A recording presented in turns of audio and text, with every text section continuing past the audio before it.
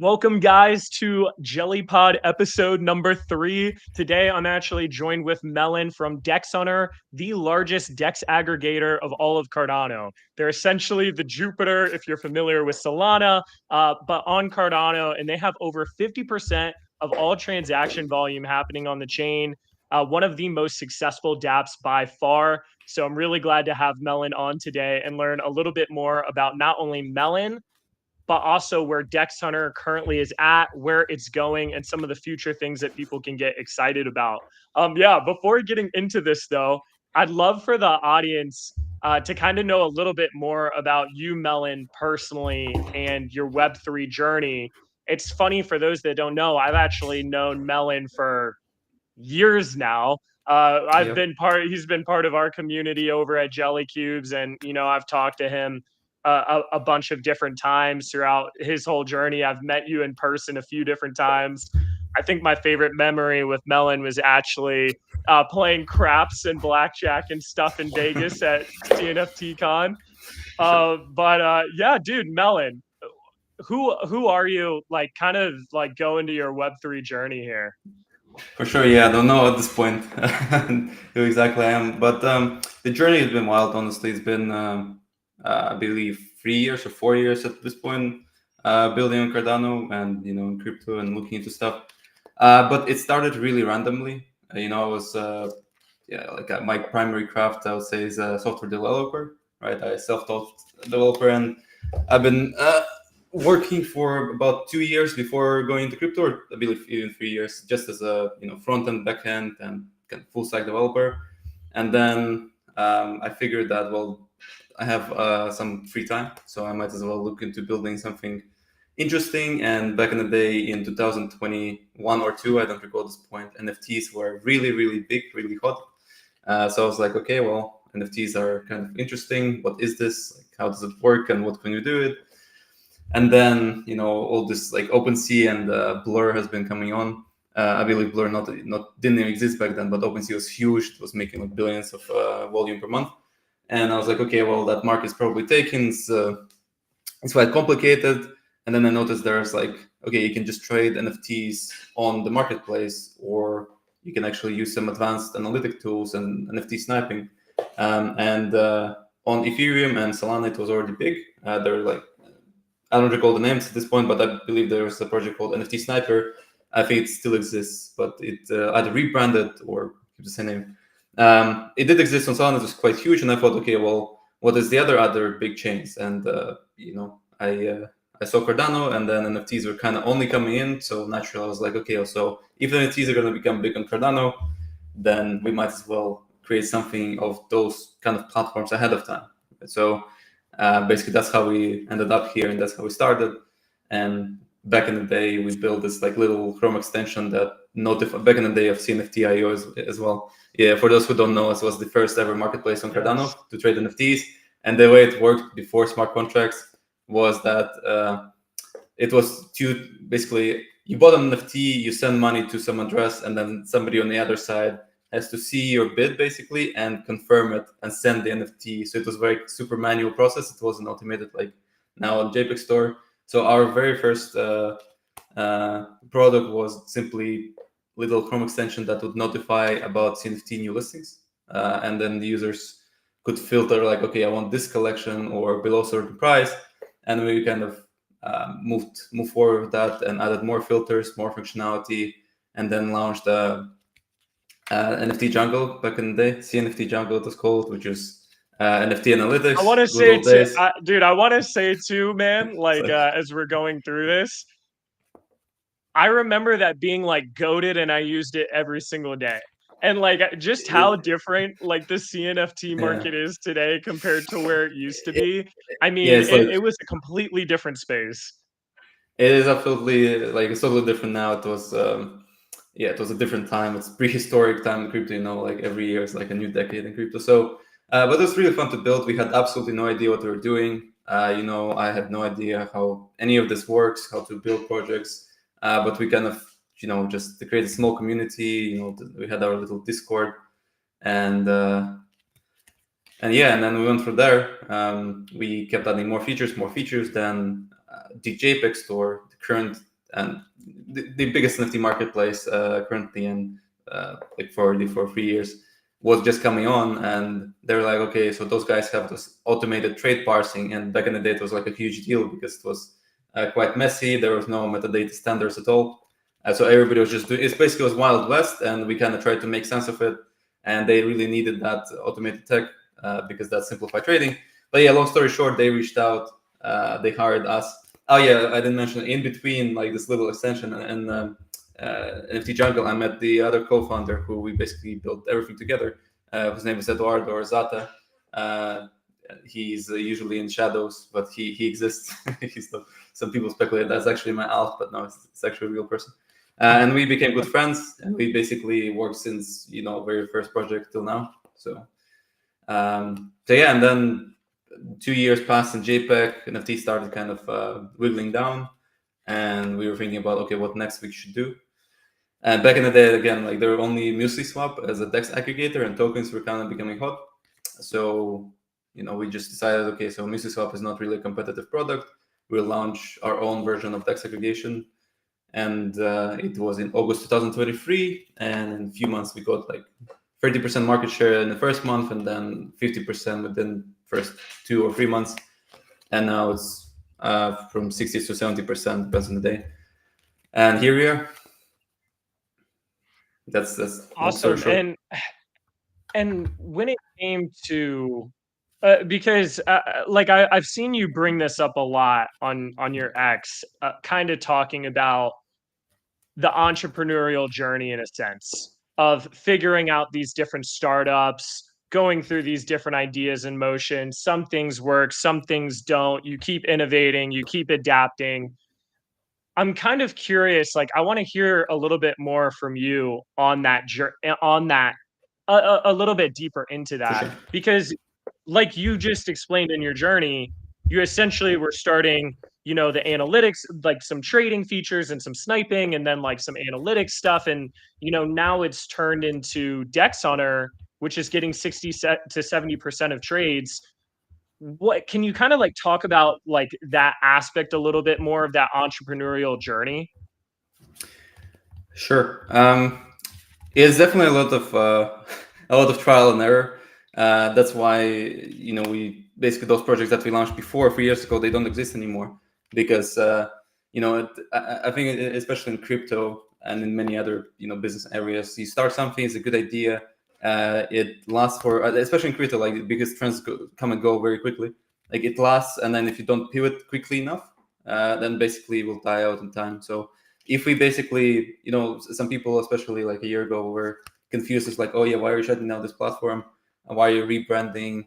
And well, basically, if it didn't, then it wouldn't exist already. We would just purely shut down it anyway if you didn't rebrand. So you definitely have to always be alert and always understand. Kind of like, I guess the biggest skill generally entrepreneurs have is predicting future, right? We're all just trying to, it's a famous call from like a margin call where like this main guy who was like a owner of the bank or something, he says that, yeah, the only thing I do is basically predict future, or as he said, like I predict when the music stops, right? Anyway, for those who watch it will understand. And he basically, the point is that if we get it right, we make a lot of money. If we get it wrong, we lose a lot of money. So that's basically the gist of entrepreneurship. And then obviously you have another side of it, like that's the planning side, right? That's just understanding like where the trends are going to go. And then the other side is actually working with the funds you have, and also structuring it so that your business, even if you have a good idea, then you can just have a completely wrong monetization ways. And basically you're going to, even with a good idea, you're going to go bankrupt anyway. You're going to run out of funds if you don't monetize it good enough or quick enough. And in our specific case, and obviously like the first 3 projects that we launched, which was sniping extension, NFT sniping extension, CNFT Predator, then analytics tool, Jungle, and then I tried also to double into like alpha groups, which is also very hard to maintain. So the first 3 projects were like were good for a while, but then you quickly realize, okay, like, so this is either you're gonna run out of volume or users, or it's gonna become unsustainable really quick. and if you don't pivot or make like some severe adjustments, then yeah, it's basically it worked for a while, but then you have to really realize and then better ahead of time that, well, yeah, you have to do something else. So that we kind of, I would say, we navigated really well over time, as as history proves. But yeah, it is really a complicated skill, because it's like, it's basically predicting future, right? So you never really know. Yeah, but the other part also with and there's actually so much layers to this. Like some projects, for example, I know a lot of projects that raised money at high ADA valuation, right? Where, for example, they raised X amount of money at ADA when it was like a $3 or $2, and they thought that let us keep the funds in ADA because they were bullish in ADA and the funds are going up, and then ADA crashes like, I don't know, like what, to 30 cents, and all of a sudden you actually don't have, you just lost literally 80% of your liquid project funds just on the exchange rate. So it's like one of the, like, you can call it a rookie mistake, but it happened to so many projects and so many smart people that I guess it's not that easy to predict that too. And like we always try to be super careful with that, even if we're like always to have like enough runway, and yeah, so nothing happens. But it definitely was like, it also differs a lot when your chain has a lot of volume and a lot of users, and you get like a ton of revenue. Like you can see, for example, Pump Fund makes like a few millions a day. They can do whatever they want, not worry about a single thing, and basically hire anyone, create anything. They will never run out of money for a long time, right? And it's a much different right now on Cardano, or like for some time on Cardano, because we don't have that volume, we don't have that revenue. So the projects have to be especially careful of trying to kind of navigate the like, it's dangerous from all aspects, from like exchange rate to burn rate to like it's very stressful. That's why some people, I think, underestimate how much pressure it is to like even attempt to start something, and then even more pressure if you succeed, because all of a sudden not only it's not just you trying, but all the other people have all the expectations, and then it's never enough, right? No announcement is ever enough. Like Dude, so bro, you're literally. like I know that I'm speaking what you think is as well, because Yeah. every founder at some point goes for it, but it's simply very complicated, and like usually people like try to simplify it very, like from the surface it looks like, okay, like the project is making this amount of money, then like why don't they make less money if they're doing so well? But they just completely don't factor in any of the costs, any of the any of the other factors at all. It's from outside, it's usually just boils down to a few numbers which usually don't reflect the entire picture. But again, like yeah, it is what it No, is. It's very hard to like prove it to people, right? It's like you can spend a lot of time to like kind of like try to educate people and try to explain how it works, but at the end of the day, people have their own biases, and they don't really like, for the end user, they don't care about any of that. They want to trade as cheap as possible, as fast as possible. That's why some chains are more kind of popular than others, because users just don't have to worry about the thing. But on Cardano, unfortunately, it's quite complicated to plan and create a sustainable like business generally. Like there are very few projects that like are achieved sustainable long-term kind of like revenue and growth on Cardano. So it is very complicated to do it generally, but it's an extreme level of difficulty, I would say, on Cardano. Yeah, I mean, there was a lot to unpack there. It's kind of funny, like it's kind of funny just how much I related to everything you said. Because even with Jelly Cubes, I mean, we started over 3 years ago, and there's been so many different changes that we've had to implement over time, different challenges that come your way. I think there's also this big disparity between founders and crypto projects, as well as the people that are investing in them, right? And I think this is one of the unique dynamics of crypto. Is now all of a sudden, in a traditional business, like let's say Amazon, they have goods, they ship it out to you, you buy it as a customer, that's your relationship. Like maybe if something's broken, you open up some sort of return, something like that. I think what's really interesting in crypto is you have such a more like, I don't even want to say customers, but like your community is directly able to invest in your project, in your idea, and whatever you're trying to do. And it's a different dynamic in Web3 than that's ever existed in normal companies.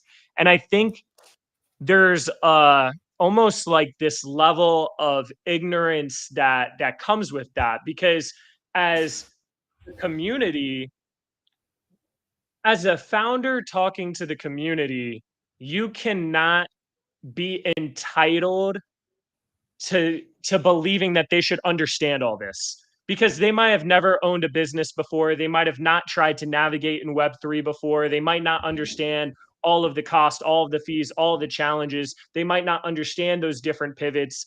They are inevitably not going to have as much of an understanding about what you're doing. So Sure. yeah, I find that very interesting. Like even, a similar challenge with jelly cubes, because you just brought up, and we see this a lot. It's like trading fees are very expensive on Cardano.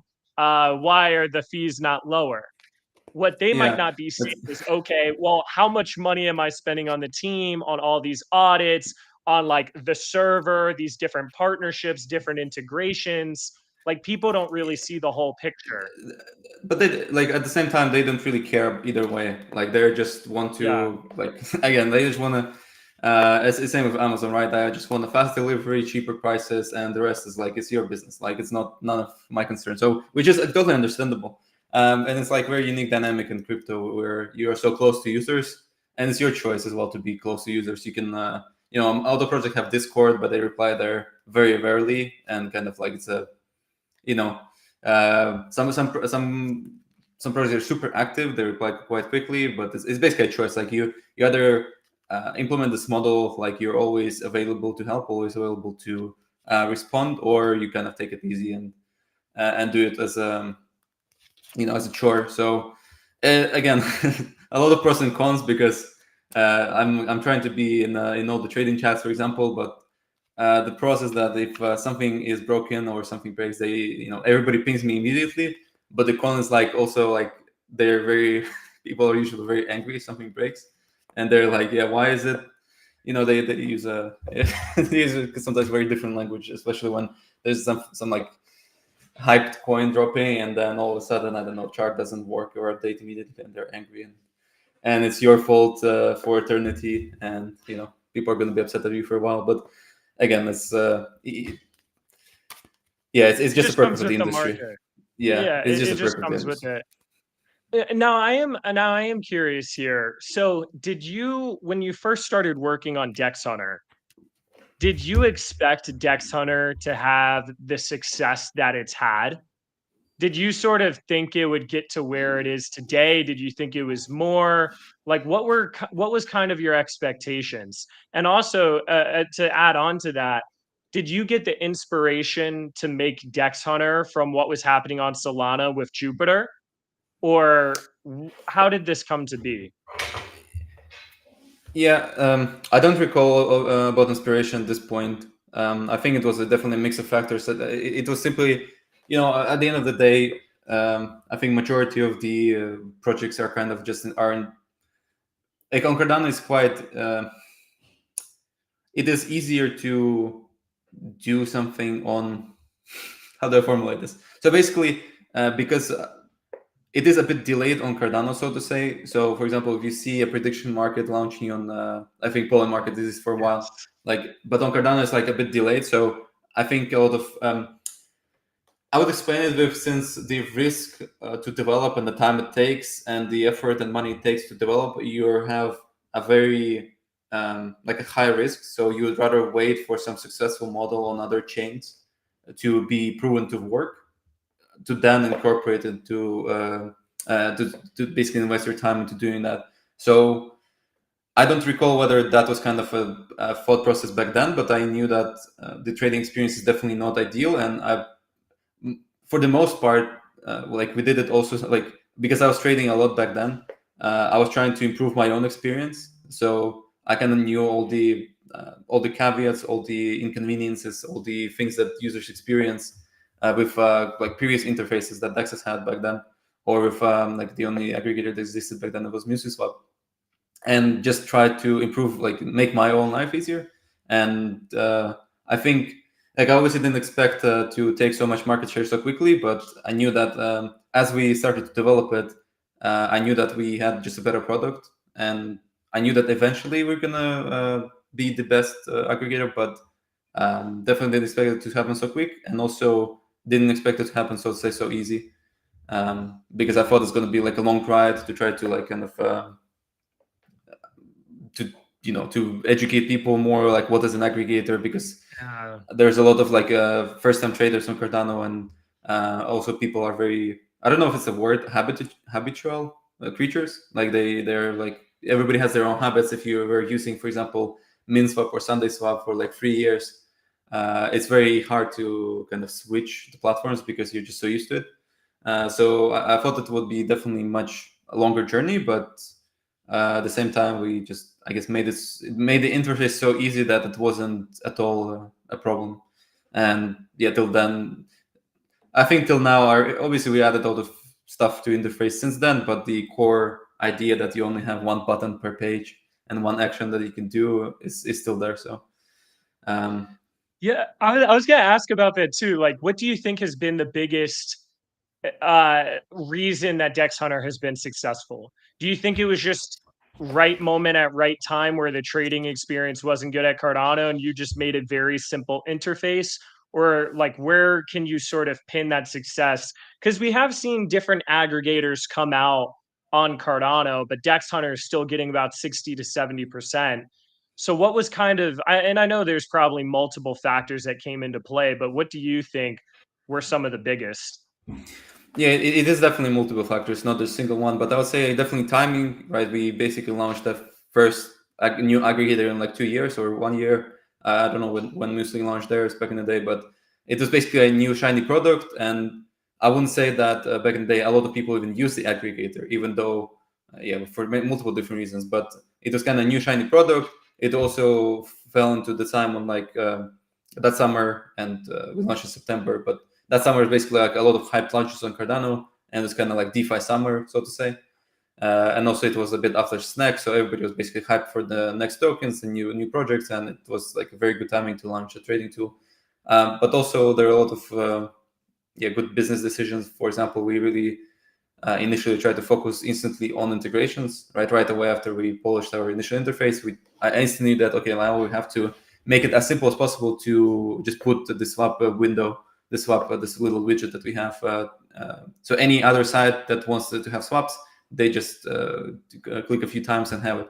And that definitely played a big role into integrating to major platforms, which kind of maintains that that I don't know, brand power, so to say. So if we are on every single platform, every single website, then people are just going to associate trading with Dexhunter. So it definitely was a mix of factors, not a single one, but so execution, again, planning and timing all at the same time, I think was good. But yeah, I would just say that the reason that we're still at this place, at this spot, is simply because it's a better product and better user experience.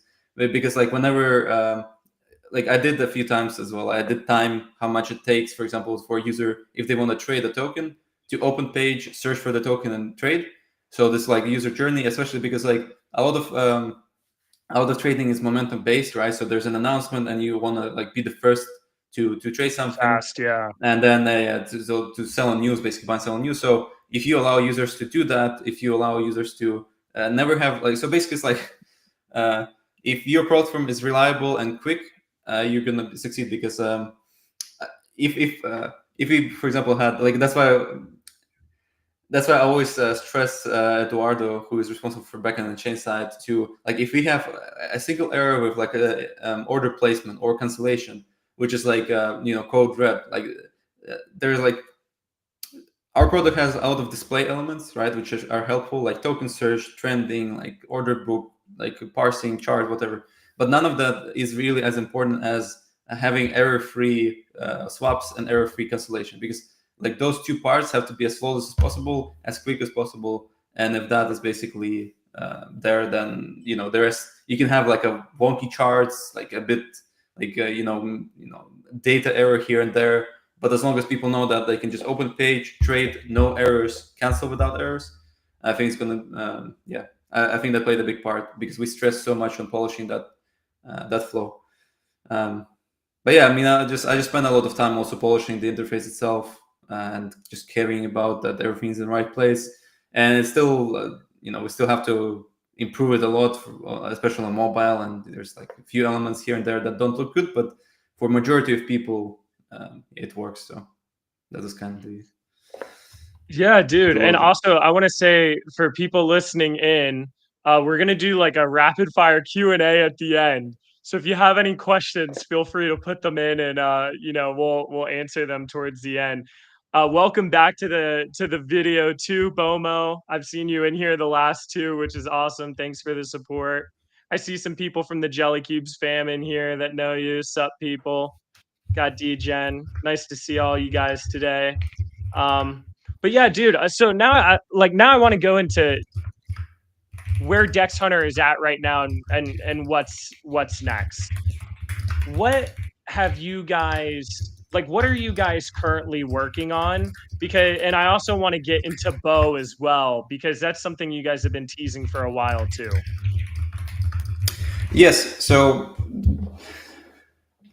it's basically like, if people are familiar with Photom or Bullx on Solana, it will allow you to have like deposit. Like, again, there already are on Cardano a few tools that allow you to deposit to the platform and trade, like in Telegram, like Snackbot, Friendbot, Basho Labs. So there's a lot of tools that allow you to basically deposit to the platform and then click a few buttons, no password, and it trades for you. But majority of them, I believe, do it in a custodial way. So you rely on them to kind of not lose your keys. Correct me if I'm wrong. I'm not sure all of them do it this way, but that's kind of the gist. But what we're trying to do is to make it more secure, so that there is not going to be a deposit address. It's going to be an actual smart contract. So you deposit to smart contract, and then you basically, again, I'm not technical, I don't want to say wrong things, but basically user allows that smart contract to trade for it. And so you have to sign once before all the actions, and then you allow the platform to basically execute actions from the smart contract. Anyway, so very complicated technically. That's why it takes a while. But gist of it will be basically a new trading tool that is going to be no external wallet connection. You just deposit, trade, withdraw, and also not only that, but we are preparing to make the entire sort of the DEX, the way we swap and interface with DEX is a bit differently, because what that model will allow to do is to not only have this deposit, withdraw, and trade from the smart contract, but also to execute orders a bit differently than we do now, which will not only save users cost, but also improve the speed and instant balance updates and so on. So there's a lot of benefits, but yeah, it's very technically challenging, and it's kind of new technical in advancement for Cardano as well. So that's why it takes a bit of time. Like, there's a lot of testing, and all the smart contract stuff is a nightmare usually. So yeah. Yeah, so with that, because I kind of want to go into more detail with that. So to kind of explain, you're building out sort of a new trading terminal, almost like a Bullx Photon. People will be able to go on there. They're going to be able to deposit, let's say, ADA into their account. And then once they deposit it into the account, it's essentially a smart contract account. You sign these different permissions, and now you'll be able to buy, sell, trade, and do these different transactions faster and cheaper. Yes, and also we will rewrite a bit the it's going to be quite similar to Dexhunter interface, but we will rewrite the data updates to be like right now it refreshes every second, but we want to make it real time as the events go. So we'll check mempool and update chart from pending transactions too. So anyway, it's going to be basically quicker, cheaper, more user friendly, and all this stuff. But I think what gets people excited, and I talk about the projects that it would require some also alterations from Texas to use this new system. But basically, there's on top of that this model, like as I said, allows DEXs to process orders a bit differently, as I understood. Again, like I'm completely technical, but I wouldn't be able to explain you what it means. But if, as I understood, the smart people who are actually developing it, who are actually putting the system together, are excited about this particular stuff, and not so much about this, this ease of trading. So I will have to. They already explained it to me like 5 times. I still didn't get what they mean, but they're super excited about that stuff. I will have to understand it more, and then I can communicate more clearly. But as I understood it will basically not only allow users to have this new easier interface without external wallets, but also for DEXs there will be also some benefits. It's one of the as I was mentioning before, we really try to ensure that there's no transaction building errors and cancellation. Those 2 important points. But I would say a lot of errors, I don't know if like majority or 50% or less, or 20, 30, 50, but a lot of errors, especially during like high low spikes, is from wallets, right? Because the wallets have their own servers. You submit the transaction to the wallet. Sometimes the wallet nodes are overloaded. Sometimes somebody forgets that they're using some node service. They didn't pay it, expired, they forgot about it. And the error is not clear enough because the wallet doesn't know that, it just knows that the transactions have been failed, but it doesn't know the reason. So it creates a lot of confusion. And then people are like, oh yeah, well, Dexhunter doesn't work because there's an error. But the error can be 1,000 different things. It can be a third-party provider error that gives us like network information, right? Like about the chain fees and whatever. It can be a wallet. It could be our backend went down. Like it can be so many different like error vertices, but we really are looking to minimize that, right? So if you don't have external wallets, okay, all of a sudden you don't have wallet overload or node overload errors, and then you only basically have so basically we want to like minimize this potential error layers, so to say. Dude, that's insane. So because I think one of the biggest problems on Cardano right now, especially when you compare it to other chains, is sort of speed and scalability, as well as like even cost. Recently people have been complaining about. I know you aren't building this, and like I know like you're not like the smart contract dev and stuff, but have they told you like how much faster transactions can be potentially? Like how much cheaper these different fees on these transactions can be? Like, do they have any expectations of the performance improvements? I have very surface understanding of the technicalities. I just know that there's definitely like that's the next priority for Cardano, right? There's a lot of like the whole efforts are focused on scalability and like all this good stuff that will enable, like, again, I don't want to name the metrics of what is going to improve, but I know it's going to improve a lot, and it's gonna, there are claims that it's going to make it like the fastest blockchain or one of the fastest. So I'll let more competent people speak on that. We just adjust to changes that blockchain throws at us, the hard forks and such. So from our side, we're just ensuring that we build transactions as quick as possible, we submit as quick as possible, and then the rest is up to chain to do its magic. So, but I know definitely that it's in the works. So, hope it's going to come sooner or later. Okay, sweet. And that was kind of my next question here is there a timeline of when you're actually going to be launching this, or you guys have no idea yet? I wouldn't try to, like, I already tried to, I'm saying it's coming like in January, February, and March, but I'm going to stop doing that, and I'll just mention when it's going to be live, because it's not only depends on us, but also we want to kind of launch with this new improved DEX flow, and that will obviously it involves a lot of DEXs to also make some adjustments, because again, like we'll have to figure that one out. So I don't have an ETA right now, but yeah, hopefully soon. Nice. Yeah, I mean, it would like everyone on Solana that trades meme coins is using one of these different trading platforms. They're either using Photon or they're using Bullx. Like there's all these different platforms that are constantly coming out for it. So it's one of those interesting things, like you said, there's this sort of lag when on Cardano, where now all of a sudden, let's say Solana first had a DEX aggregator and it wasn't really there other than Muesli Swap, which was kind of a little bit of a janky system in the beginning for DEX aggregation. And now it's like you saw these trading platforms and terminals do exceptionally well, it kind of makes sense to now bring that to Cardano.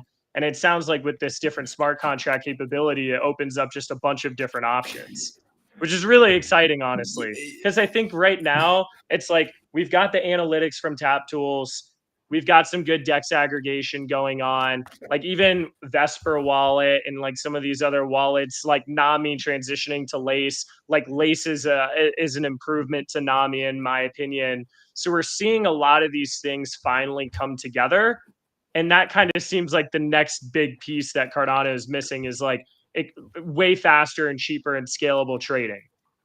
Yeah, it's definitely going to come gradually. I'm not saying that like what we're doing right now is end to all, but it's definitely going to be like I would say, as I understood, it would make things 2 or 3 times faster than we have right now. But if all the DEX switch, that's new system. But obviously we have like L2s coming and then L1 scalability system coming. So that will probably bring way more results, and we'll see how that will look like. But again, that's I just truly try to focus on like short-term feature, and then all the rest is kind of like too long-term for me to think about right now. But again, like definitely, it's the same thing, right?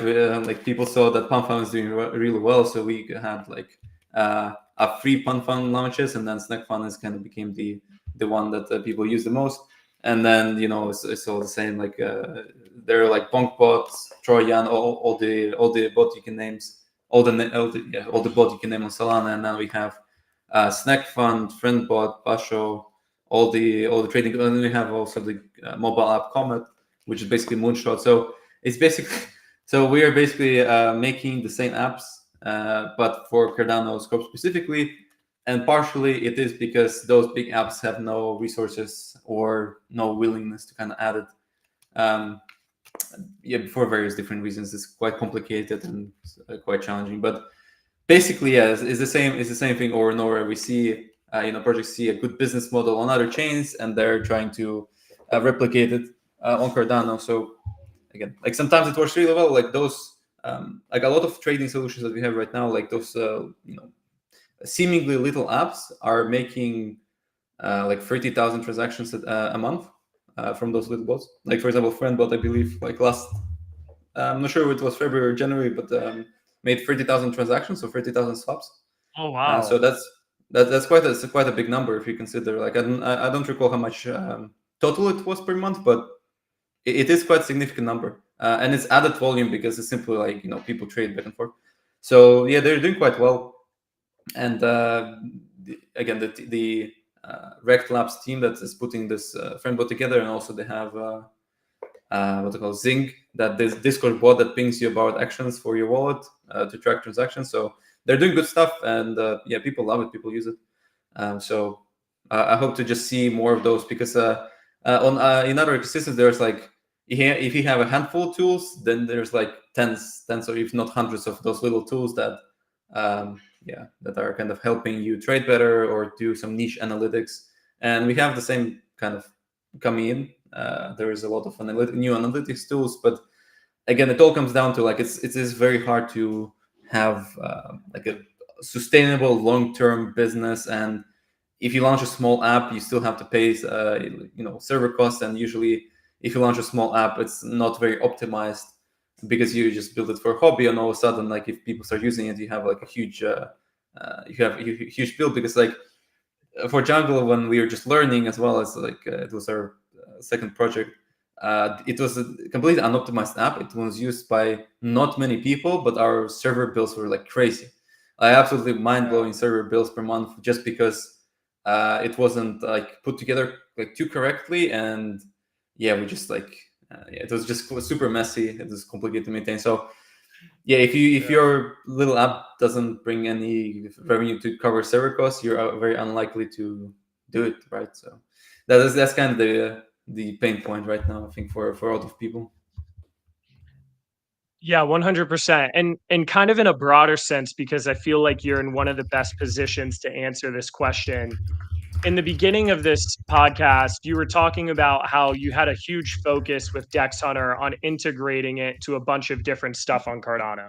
So you see it on Vesper, Tap Tools, pretty much everywhere.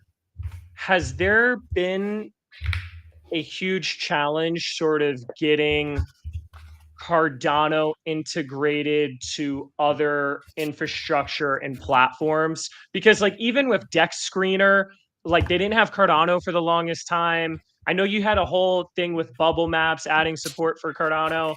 Like what has kind of your experience and journey been trying to get Cardano capabilities and sort of integrations into things outside of this bubble? It has definitely been a challenge. So it takes a lot of resources to convince those like big projects to integrate Cardano. But again, like it's the same thing with like everything, like any business kind of motivation and resources. So you allocate resources when it is the best return on investment, right? Return on time. So if Cardano had 100 times more volume, we wouldn't even have to ask. It would be added like the next day. Like they would figure it out. Yeah. They would hire whoever they want. They would get it done within a week. The only like um, pain point is that there is not enough like motivation, simply because it's not because our system is bad. It's not because they hate Cardano. They want revenue. They want our users, but also they don't want to spend like months to get a handful of users. Just because they go look at metrics, they see the DEX volume is like okay 5-10 million a day, which is basically like I don't know 5 minutes on Solana. So they're like okay, so if they're processing so little volume, it's not worth it. It's not worth it for us. And like sure, people can argue that some volume is like how's it called, like it's like a real volume versus a bit like all those new bots and stuff. They kind of like shifted the numbers a bit, but at the end of the day, we also have on Cardano, like if you look at the hottest wallets on Cardano, like top 10 top traded wallets are arbitrage bots, right? So like there is a lot of like, you can also call it like not real volume. So if you just deduct like net volume done by users, it would be even like 20-30% lower than the stats. Some days even 50% lower. Some days majority of the trading is done by arbitrage bots, especially during volatility when everybody's trading like USD, USDM. Like arbitrage bots make a fortune. So like yeah, if you can argue that like sure, if you deduct that, then we're even lower volume. Anyway, it depends. It depends that like how you see the numbers. But at the end of the day, if they saw significant value in adding Cardano, they would do it the next day. So it's probably like we've been fighting about, like around it for a while. Like we make all the like nice interfaces, advertise it, so to capture the user interest. But again, it's a challenge for like when you're kind of organically growing the community, and Cardano is like super organic, like very pro like real builders and pro doing things correctly. And yeah, it's just challenging to kind of onboard people who like, again, like there's a like some ecosystems just like blow their entire treasury on like subsidizing developers, paying everyone, and like they pay millions and millions for people to come build, but then maybe it's not so sustainable long term. Again, like it depends.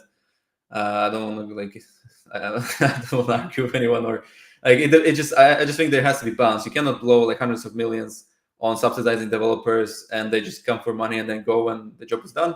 But you also cannot just completely ignore it. So that's why we kind of have a balance of Catalyst, but Catalyst is a whole different story. There's like pros and cons of like sort of decentralized voting, and so everything at the end of the day is not black and white, right? So there's like nuance to everything, but it's just the huge challenge is like you're not even supposed to ask about integration of a chain or metrics to any other platform. You just have to like they just have to see themselves that it is their kind of interesting enough or has enough volume for them to do so. So yeah, the fact that like some people really prosecute the other other platforms for like oh, why don't you integrate Cardano? There's a conspiracy theory, like we hate you, we're not going to use them, but they call them names. It's like probably it's not really accurate representation. Like I bet some have like some motives. Maybe there's like political, maybe personal, I don't know. But like platforms like Dextus and Deskscreener, like pure raw businesses that really only like, again, at the end of the day, most businesses only care about fees and users. So if they would see that the integration would bring like considerate fees and users, they would do it because that's what they care about, right? They're just business.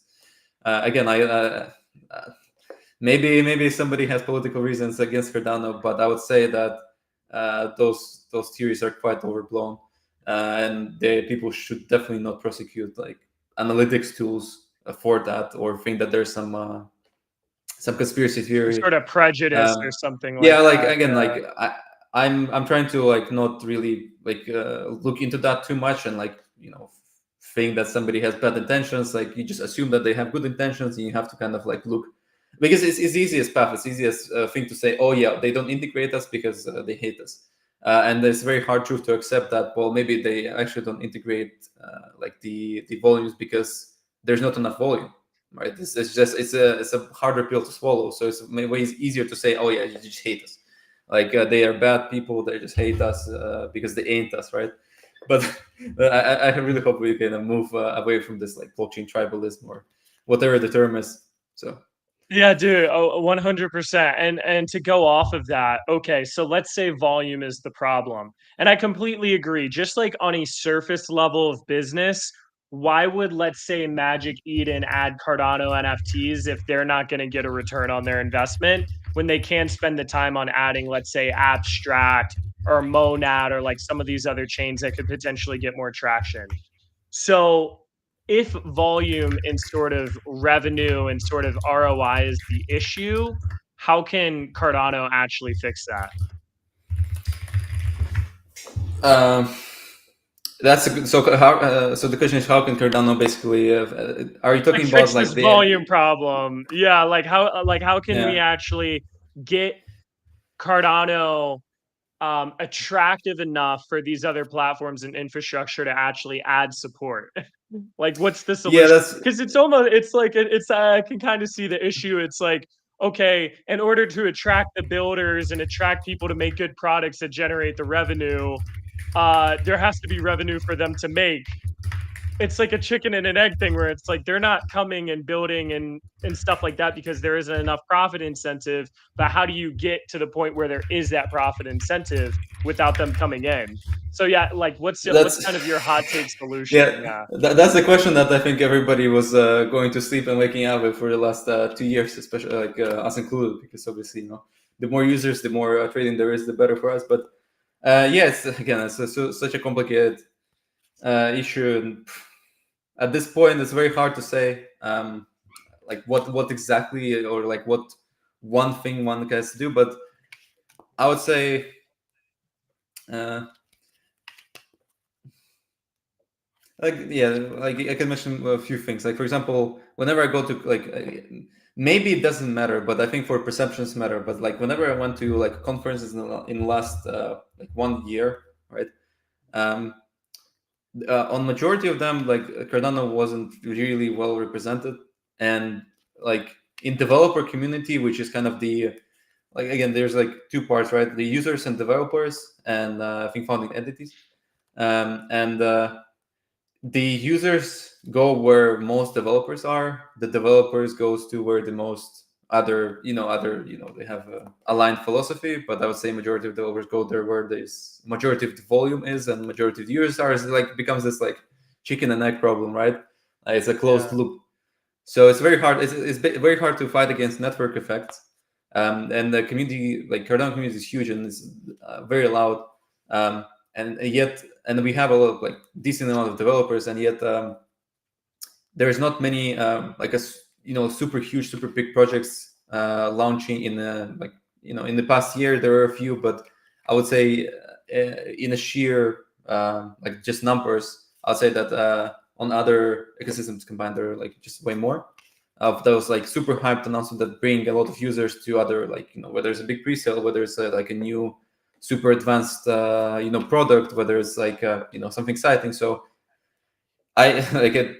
Cardano has such a because such a like interesting paradox. We have such a big like social media presence and such a big like community effect, but and yet it somehow really is contained within the Cardano bubble, right? Because I don't know whether it's because people only follow, whether it's Cardano people only follow Cardano people, so that our announcements are only staying Yes. within the ecosystem. Because even if you have like a like super big, like incredibly big launch, it very rarely goes outside of Cardano, right? If you would ask like a regular user or on any other chain whether they heard about this launch coming in a week or a month or tomorrow, they would be like, yeah, probably not, right? In 99.9% of cases, they had no idea.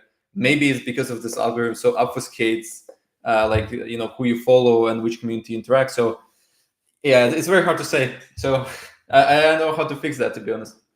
But I would say that's one of the problems. Then yeah, I was saying like whenever, and then there's a developer problem when if I go to any conference, somehow there's this again, I don't know where it originated, this bias that like I don't want to know like that nothing happens on Cardano, that Cardano is like a meme coin, but it somehow like keeps transpiling to like new and new developers on other chains somehow. And whenever you go, I don't know, a year ago, maybe now it changed, right? So like I'll see on I'm going to Token 2049 in Dubai in 2 months.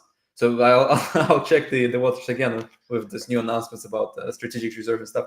But like last year on the same conference, first of all, there were like a very handful of again, like I don't think the project has to be present at every single conference, but yeah, to have at least I always vouch for because not all the teams can afford to go to all the conferences all the time.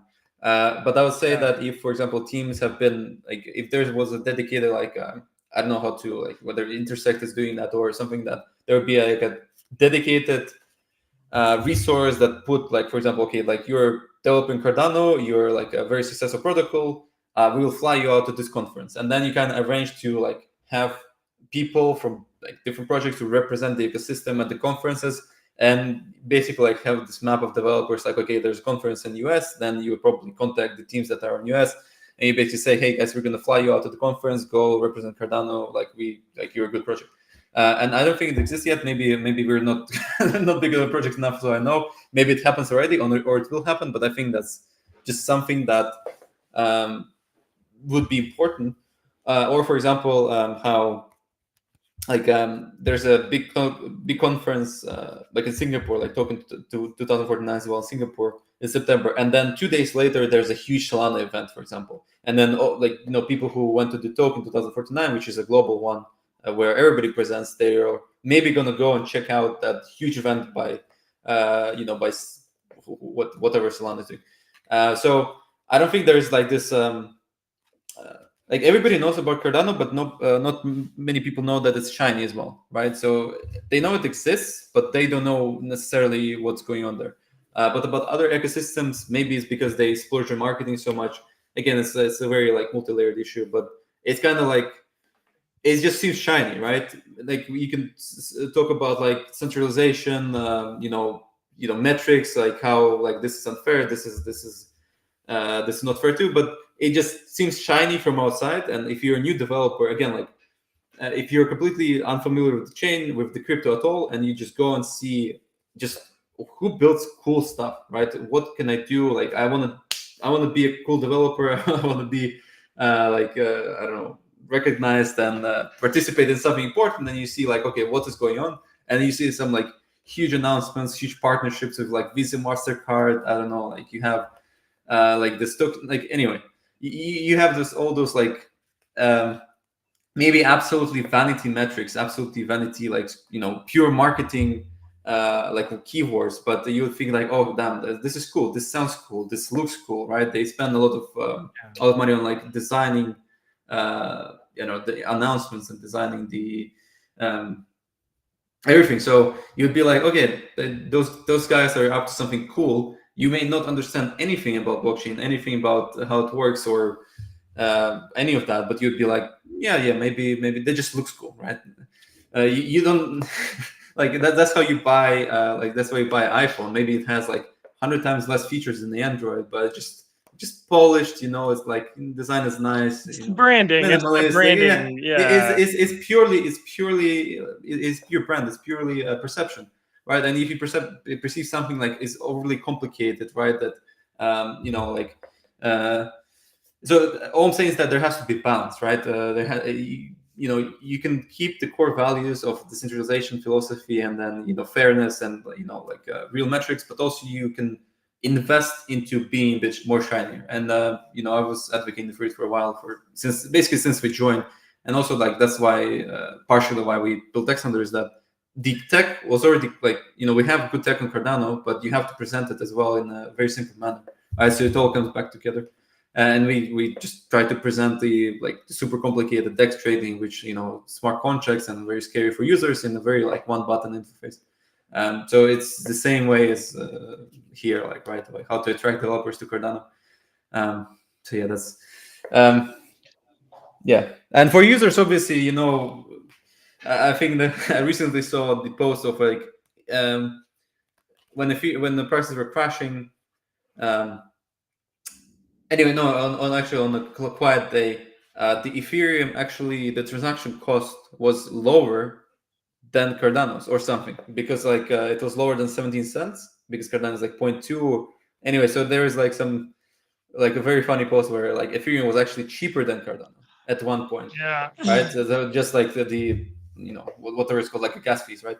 So yeah, for users, like that is just like a nail in the coffin as well. That you're kind of supposed to be, cheaper, better, but you also have to subsidize the decentralization. Anyway, so you can just do some things from just a perception point, and kind of do some shiny marketing as well. But maybe again, there's this theory that you first build everything out with like OG and like core builders, and then you start marketing. So again, I think then there has to be balance. That's all I'm saying. Like we were doing good, but I think we're just overly heavily focused on the things that like are very important, are very essential for like chain governance, very important. Chain decentralization also super important. Like this core blockchain values, but like majority of people either are unaware of them, unaware of the importance of them, or don't care about it. And you can say that, okay, well, if they don't care about such core values that we have, they don't belong to our ecosystem. But if you start doing that, then like I don't think it's a good way, because for example, then you just alienate people. Yeah. I may not care about it in the beginning, but then, for example, I also didn't like, I knew that Cardano has like more nodes or whatever, but I wasn't technical in the beginning. And then as you join the community, as you talk with people, you understand, okay, so this is our advantage compared to other chains. So you educate people to join, but like originally they don't have to join if they share the same values. They just have to join because they think something cool is happening, something exciting is happening, or there's a lot of users, or they can make cool stuff. So yeah, I think it's just like the current onboarding is a bit how's it called, like reversed, right? You first everybody tries to push those core values and overwhelm people usually, and if I'm just like a random developer that wants to join, and I get like bombarded with like, okay, like we're better than everyone, everything is real here, there's no bullshit, decentralization, governance, like I'm just like, okay, well, but where's the fun aspect, right? Like where's art? Like there needs to be something that excites people to build and excites people to create. And yeah, but dude, Melon, we are running towards the end of the stream. We've had over 500 people view this, which is insane. Thank you to everyone that's watched live today at some point. We also have the live stream going to be staying on X as well as our YouTube. Now, if you guys are listening and have any questions, we're going to do a super, super fast rapid fire round, and then we'll kind of end this. One thing that I saw from Bomo is, what do you think about Talos and the agentic market making to increase volume? Do you know anything about this? Yeah, I think he means that the Talos is replying to a lot of big accounts, especially when they mention Cardano or basically any finance or crypto aspect. You can basically reply with mentioning something about Cardano. Oh no, dude, this is different. This is different. This is the market making. Do you know? Oh, market making. So I don't. The market making. Yeah. I don't know specifically about market making, like agentic market making. I think it'd be definitely cool to have and cool to see how it works.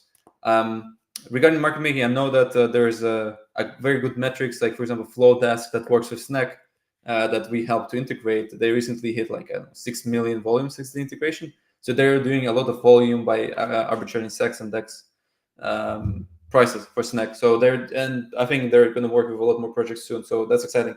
So that's like obviously like manual automated script they put together with an agency, but yeah, regarding Talos, I think it's like ultimately a lot of trading is going to be already is done algorithmically, and this is basically no different. It's just instead of algorithmically, you can talk with an agent that is going to create an algorithm for you. I think this is great, and it's definitely going to bring some volume. But I think it's again, you have to be real careful because especially in the beginning, I assume it's going to be quite error prone because it's going to learn. It's going to maybe you can like you really have to wait down and see how robust it is. But like Talos team is great. I think they're going to do very good stuff with it. So I hope we can also partner up on us providing some infrastructure for that. But I believe they're using Dexhunter for something, but I'm not sure for this. So it's definitely good. I haven't checked it out yet. I know that Indigo is launching their own agents with also some CDP management and market making with agents, but I don't have access to it yet. So we'll see when it launches. Sweet, sweet. And the only other question I'm really seeing is when Bo. I know that you said you don't want to give dates anymore. Sometime soon. Like you think within the Yeah, next 6 months at least? no, it's definitely within 6 months. I will. Yeah, we definitely hope to launch it in this this spring. Like that's a updated timeline. But as I said, we not only because originally I thought that okay, it's going to be simply this new thing with deposits and withdrawals and no password trading. But then smart people let me know that it's actually way more than that, and that part is actually more exciting than just no password trading. So that second part is definitely going to take more time. But yeah, we'll see. Maybe we're gonna like partially release it. But I don't want to give any timelines. Please don't ask. Whenever it's gonna be ready, and then we're gonna launch it. I'm gonna edit this video to say, "Oh, it's coming to my." Yeah, tomorrow. Yeah, just add it. Say it's gonna come tomorrow, tomorrow. tomorrow, Yeah, tomorrow. and publish this video every hour. No, every day. So it's like one time you're gonna hit. Yeah, and 50% of trading fees are buying Jelly too, guys. When did you want to announce that, Melon? Sorry about what? I was saying 50% of all revenue is also buying Jelly, The right? jelly cubes. Oh no, I'll pretend that I didn't hear it. Next question. But dude, what a great podcast today, Melon. Thank you so much for coming on number 3, and thank you to Yeah. everyone that listened in. I actually have another one that's going to start in 2 hours from now with Pizza Ninjas from Ordinals, guys. If anyone's interested in listening in that should be a good one. And Melon, Sure. before we wrap this up, is there any final words that you want to say here? No, I mean, sorry if I yapped too much. Hopefully, I wasn't too boring. And yeah, No, appreciate it was everyone who good. tuned in. And of course, use Dexhunter for all your Cardano trading. Any issues, let me know. And buy all the jelly cubes for the market. It's a great group. I've Yes. been in it for a while. So yeah, I appreciate having me, Jason. Yeah, no problem. Well, thank you guys for watching in. I'll catch